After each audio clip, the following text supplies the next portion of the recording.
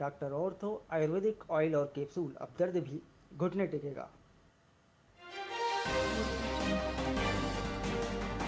रायपुर में बनेगा आधुनिक biotech incubation centre. CM Sai की पहल पर स्वीकृत हुआ प्रोजेक्ट। 20.55 करोड़ की लागत से बनेगा इंक्यूबेशन सेंटर।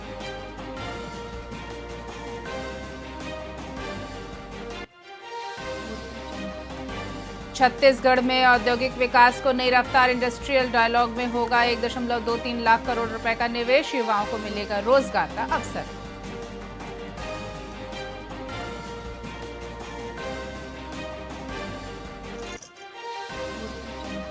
रायपुर में फाइटर जेट्स की गर्जना गूंजेगी। आसमान में दिखेंगे एयरफोर्स के करतब। सूर्य किरण एरोबेटिक टीम करेगी जबरदस्त प्रदर्शन।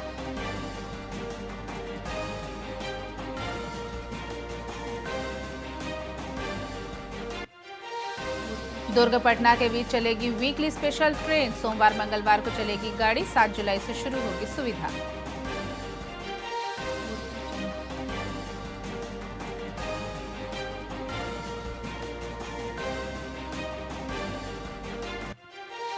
और रायपुर में राज्यपाल पहुंचे पत्रकारिता विश्वविद्यालय। राज्यपाल रमेन टेका ने यूनिवर्सिटी का निरीक्षण किया। प्रशासनिक व्यवस्थाओं पर दिए कड़े निर्देश।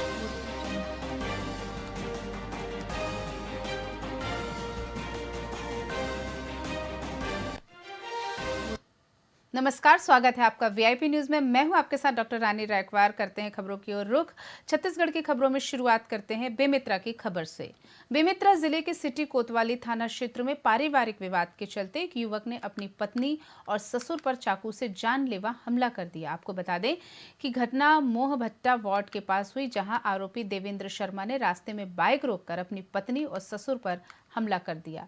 इस हमले के दौरान दोनों गंभीर रूप से घायल हो गए। दरअसल मामले की सूचना मिलते ही पुलिस मौके पर पहुंची और आरोपी को गिरफ्तार कर लिया। हालांकि पूछताछ में आरोपी ने अपना अपराध स्वीकार कर लिया है।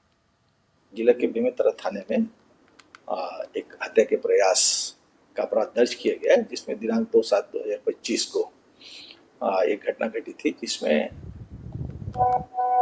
एक आरोपी ने अपने पत्नी और अपने ससुर को चाकू मार दिया था, जिसको जिला अस्पताल भेजा गया था और उसमें हत्या के प्रयास का रिपोर्ट दर्ज कर लिया गया। और आरोपी देवेंद्र शर्मा जो पीड़ित हैं, उनके पति और दामाद लगते हैं, उनको अरेस्ट भी कर लिया गया है और पुलिस ने कार्रवाई की है। बाकी इन्वेस्टिगेशन जारी है। जिला के बेमेतरा थाने में छत्तीसगढ़ में पूर्व मुख्यमंत्री भूपेश बघेल एक बार फिर आक्रामक दौरे पर हैं। आपको बता दें कि कांग्रेस के राष्ट्रीय महासचिव बनने के बाद से उनके दौरों में तेजी आई है, जिसके बाद हाल ही में वे रायगढ़ जिले के तमनार क्षेत्र की समस्याओं को जानने के लिए और जनता से संवाद करने पहुंचे। हालांकि तमनार जाते समय रास्ते में अवरोध होने के कारण उन्हें दूसरा रास्ता अपनाना पड़ा। इस दौरान कांग्रेस कार्यकर्ता और स्थानीय लोग भी उनके साथ मौजूद रहे।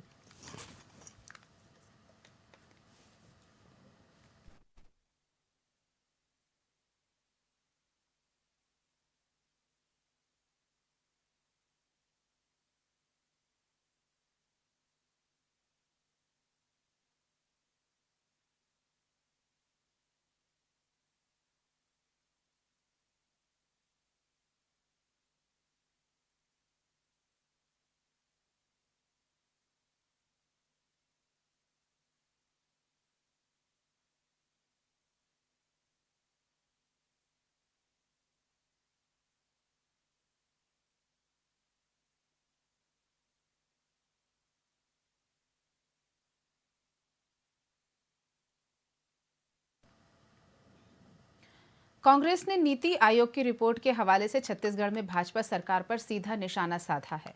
आपको बता दें कि कांग्रेस का आरोप है कि भाजपा सरकार बनने के 17 महीने के भीतर प्रदेश में गरीबों की संख्या में रिकॉर्ड 30% की बढ़ोतरी हुई है, जिसके बाद कांग्रेस ने इसे सरकार की नाकामी का प्रमाण बताते हुए कहा कि नीति आयोग की रिपोर्ट खुद दिखाती है कि भाजपा हर मोर्चे पर विफल साबित हुई है।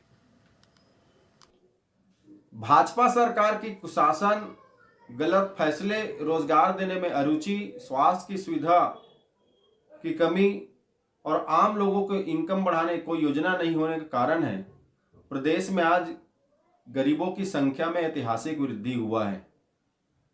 नीति आयोग की रिपोर्ट के अनुसार प्रदेश में 39% से अधिक लोग गरीबी रेखा के नीचे जीवन यापन कर रहे हैं, जो राष्ट्रीय औसत से दोगुना है।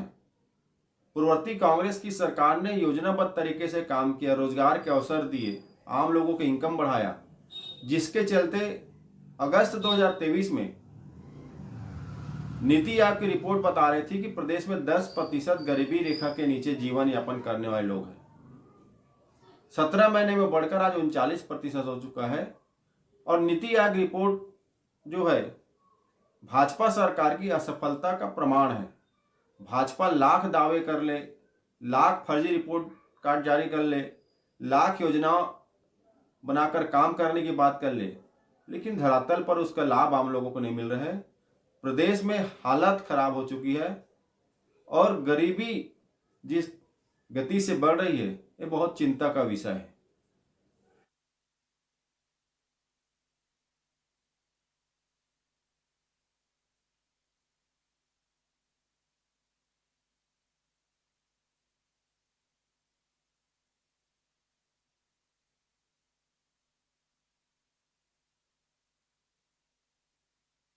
अप्रैल को हुए हादसे के बाद से फिर शुरू हो गया है, लेकिन सुरक्षा को लेकर गंभीर सवाल अब भी अनसुलझे हैं। ट्रॉली डिलीवरिंग के हादसे की जांच अब तक पूरी नहीं हो सकी और स्थायी सुधार अभी महीनों दूर है।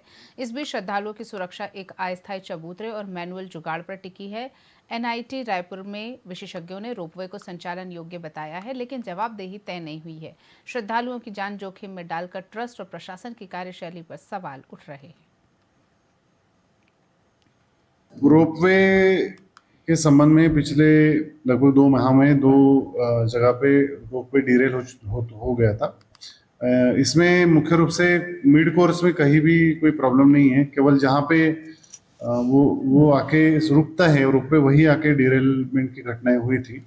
उन सभी घटनाओं में करेक्शन के काम कर लिए हैं और कुछ अभी काम जारी है। तो NIT के टीम के परीक्षण के बाद अभी रोपवे को संचालन की अनुमति NIT ने दी है। और क्योंकि अभी भाविकों की भी बहुत ज़्यादा मांग थी, तो उन सभी बिंदुओं को ध्यान में रखते हुए रोपवे का संचालन अभी प्रारंभ हो चुका है। इसमें मैन पावर, जो ट्रेन मैन पावर था, उसको भी एक्स्ट्रा बुला लिया गया है ताकि किसी भी प्रकार की दुर्घटना ना हो। इसके अलावा जो कंपनी इसको चलाती है, अभी संचालन का काम जिनके पास है, उन कंपनियों से भी लगातार चर्चा जारी है कि हम लोग इस रोपवे को आने वाले समय में और कैसे सेफ बना सकें। रोपवे के संबंध में पिछले लगभग 2 माह में 2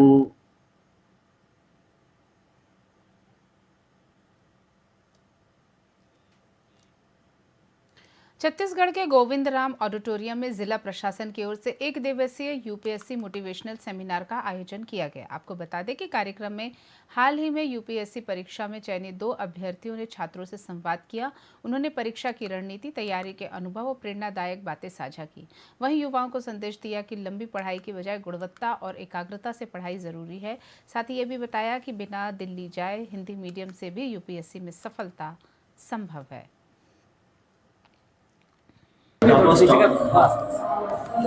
आज का आयोजन मुख्य रूप से राजनांदगांव जिले और जो बच्चे आने वाले समय में प्रतियोगिता परीक्षाओं में सम्मिलित होना चाहते हैं, उन लोगों को मार्गदर्शन पर एक कार्यशाला थी।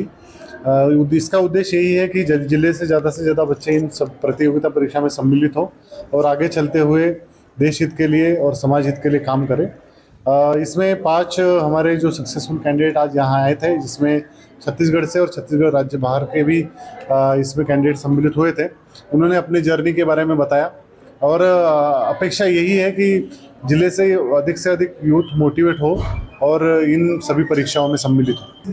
नहीं, आज का कार्यक्रम बहुत अच्छा था और सर ने जो ऑर्गेनाइज कराया ये इनिशिएटिव भी बहुत अच्छा था, ताकि जितने भी हमारी जो जर्नी है हम सब बच्चों के साथ शेयर कर सके, उन्हें भी समझ आए कि कैसे पढ़ना है और वो मोटिवेट हो। एक्चुअली इसका क्रेडिट तो मैं अपने पापा को दूंगा। बचपन में जब मैं 9-10 साल का था और राज महानदी के किनारे पे जब बाढ़ आ गई थी तो वो कलेक्टर ऑफिस ले गए थे अपने साथ जो भी शिकायत या रिजोल्यूशन के लिए। तब पापा बोले कि कुछ बड़ा करना है तो सबसे बड़ा यही एग्ज़ाम है, और उनको भी ज़्यादा पता नहीं था, बट अपने तरीके से जितना भी उन्होंने बताया कि एक एग्ज़ाम है, उसकी तैयारी कर सकते ग्रेजुएशन के बाद, और अगर आप सेलेक्ट हो गए तो आप कलेक्टर बन सकते हैं।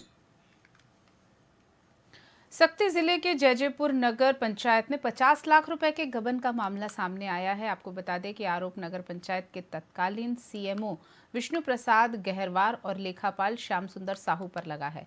दरअसल शिकायत मिलने के बाद इस मामले की जांच टीम गठित की गई थी। साथ ही हाल ही में जांच रिपोर्ट कलेक्टर अमृत विकास तोपनो को सौंपी गई, जिसमें घोटाले की पुष्टि हुई है। हालांकि इसके बाद कलेक्टर ने नगरीय प्रशासन को पत्र लिखकर दोनों के खिलाफ कार्यवाही करने के निर्देश दिए हैं। जयजयपुर में है नगर पंचायत सीएमओ जो पूर्व थे, उनके बारे में हमें शिकायत प्राप्त हुई थी। उस शिकायत के जांच के लिए हम लोगों ने एक जांच दल गठित किया था, जिसमें डिप्टी कलेक्टर और टीओ दोनों थे। उन लोगों ने जांच किया और उसमें इन लोगों ने वित्तीय अनियमितता पाई है। वो जांच रिपोर्ट मुझे प्राप्त हो गई है। उस पर जो है हम कार्रवाई करने के लिए जो है नगरीय प्रशासन विभाग को लिखेंगे। कारण क्या है, वो जो सीएमओ था उसका स्थानांतरण हो गया है। जयजयपुर में है नगर पंचायत सीएमओ जो पूर्व थे, उनके बारे में हमें शिकायत प्राप्त हुई थी। उस शिकायत के जांच के लिए हम लोगों ने एक जांच दल गठित किया था, जिसमें डिप्टी कलेक्टर और टीओ दोनों थे। उन लोगों ने जांच किया और उसमें इन लोगों ने वित्तीय अनियमितता पाई है। छत्तीसगढ़ की खबरों में फिलहाल इतना ही। ताज़ा तरीन और खबरों के लिए बने रहिए हमारे साथ, देखते रहिए वीआईपी न्यूज़। नमस्कार।